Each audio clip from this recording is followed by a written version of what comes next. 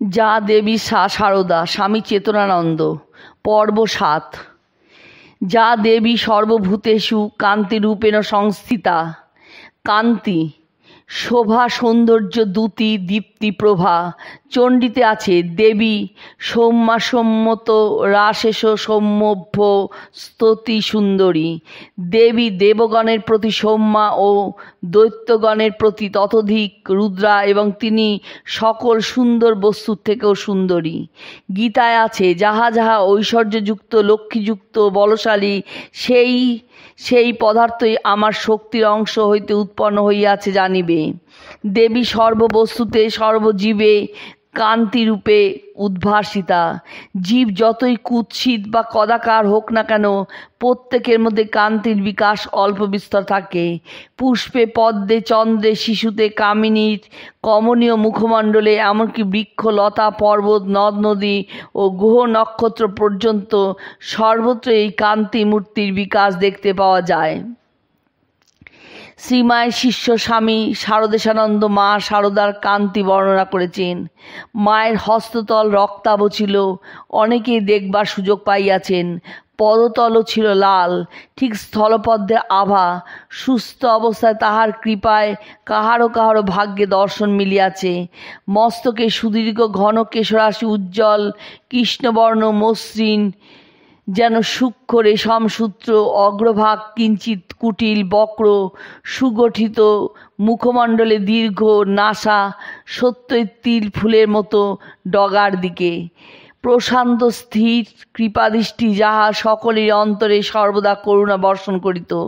প্রশস্ত উজ্জ্বল কপাল, প্রসন্ন বদনমণ্ডল দেখিলেই চিত্ত শান্ত হইত। শ্যাম গৌর রং প্রথমে ছিল উজ্জ্বল, শেষ বয়সে ম্লান হইয়াছিল। দীর্ঘাবয়ব, হস্তপদ্ম যুগল অপেক্ষাকৃত দীর্ঘ। একটু বাঁদিকে কাত হইয়া চলিতেন ধীরে ধীরে, পরে হাঁটুতে বাত ধরে। একবার কাশীতে এক মহিলা গোলাপ মাকে শ্রীমা ভেবে প্রণাম করেন। গোলাপ মা শ্রীমাকে দেখিয়ে বলেন, উনিই মা ঠাকুরুন। শ্রীমাও তখন রঙ্গ করে হেসে বললেন, না না, ওই উনিই মা ঠাকুরুন।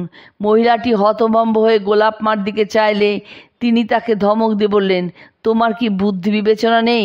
দেখছো না মানুষের মুখ কি দেবতার মুখ? মানুষের চেহারা কি অমন হয়? বাস্তবে কি মায়ের সরল প্রসন্ন দৃষ্টিতে এমন একটা বৈশিষ্ট্য ছিল যা সত্যই আপন অসাধারণত্ব জ্ঞাপন করত। যা দেবী সর্বভূতেষু লক্ষ্মীরূপেণ সংস্থিতা। লক্ষ্মী, শ্রী, সম্পত্তি, সম্পদ, বিত্ত, অভ্যুদয়, সমৃদ্ধি, সৌভাগ্য, শোভা, প্রাণ। জীবদের যতক্ষণ প্রাণ থাকে ততক্ষণই সে লক্ষ্মী ও শ্রীযুক্ত থাকে। দেবী প্রাণরূপিণী লক্ষ্মী।